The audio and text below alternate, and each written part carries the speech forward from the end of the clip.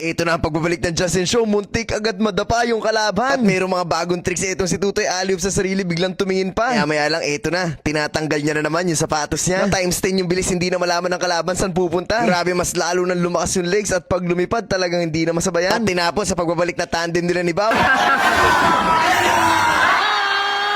Ito na nga, panoorin natin ang na-miss niyong lahat na pagbabalik ng Justin Show.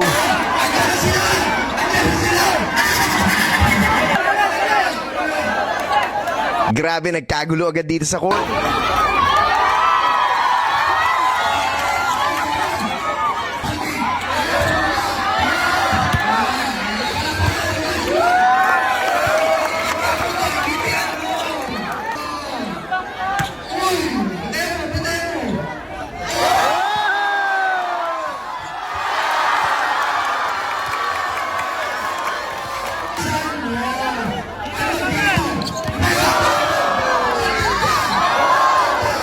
At dito nga ay napapansin natin na nadudula siya kasi sobrang alikabok dito sa court. Pero kahit na ganun, pilit pa rin siyang gumalaw. At dito nakagawa siya ulit ng napakaganda moves na na-miss ng lahat tapos ina-alley-oop sa sarili. Sayang hindi pumasok.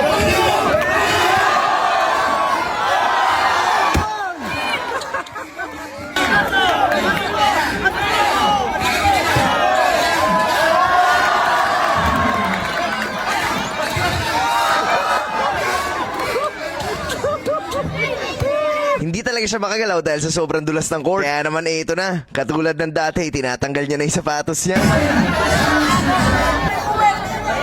Nag-iibang level talaga yung galaw nito kapag nagpapaana. Tingnan nyo guys, talagang sumasayo yung kalaban. At mas bumibilis yung galawan, hindi mapigilan.